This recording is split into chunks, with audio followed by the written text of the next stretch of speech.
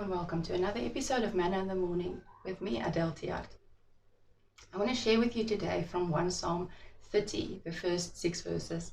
It says, "And it came to pass when David and his men were come to Ziklag on the 3rd day, that the Amalekites had invaded the south, and Ziklag had smitten Ziklag and burned it with fire, and had taken the women captives that were therein.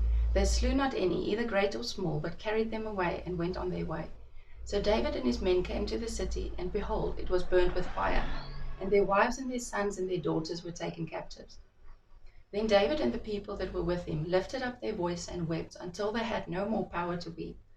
And David's 2 wives were taken captives, Ahinoam the Jezreelitess, and Abigail the wife of Nabal the Carmelite." Gosh, they had difficult names in those times. And David was greatly distressed, for the people spake of stoning him, because the soul of all the people was grieved, every man for his sons and for his daughters. But David encouraged himself in the Lord his God. And I want to point out 2 key things out of this piece of scripture. In times of adversity, when things happen that we didn't foresee, that we didn't expect, that are negative, that doesn't fill us with joy the moment that we see it happening. I mean, David returned and he found his wife and his daughters and, all of their wives and daughters and children kidnapped, basically, by the enemy.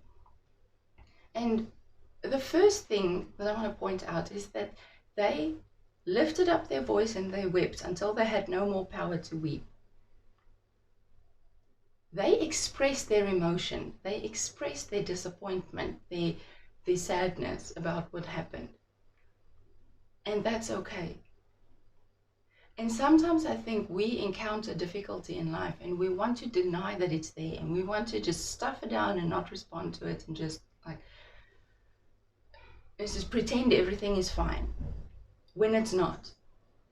And I think we need to recognize that it's okay to cry. It's okay to weep until we have no more strength to weep.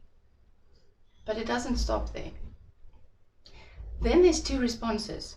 So after the initial expressing disappointment and hurt and sadness and grief and all of that, we have the choice.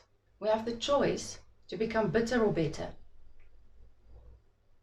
And the people with David became bitter. Their soul was grieved, but their response was, "It's David's fault, let's stone him." So they wanted to retaliate to someone. It wasn't David's fault. He wasn't the one who kidnapped their wives and their children, but he was conveniently at hand. The other choice, the better choice, is what David did. And he said David was greatly distressed, for he heard the people speaking about stoning him. But David encouraged himself in the Lord his God. And that's what we need to do in days of adversity, when things happen that we don't expect and things happen that is yucky to deal with. Allow yourself to express the grief that it brings, but don't stay in the trauma and don't go to bitterness. Run to the Lord. Encourage yourself in the Lord your God. Remind yourself of who he is, of what he's done for you in the past. Remind yourself of his faithfulness. And just after this, the next piece of scripture after this is where David, after he encouraged himself in the Lord, he remembered what God has done for him in the past. He remembered who God is for him. And then he went to the Lord and he asked him, "Should I pursue them? And if I pursue them, will I win? If I go after them to go get our wives back, will I win?" And God said, "Go." And he got all of them back. None of them were harmed. And God restored them.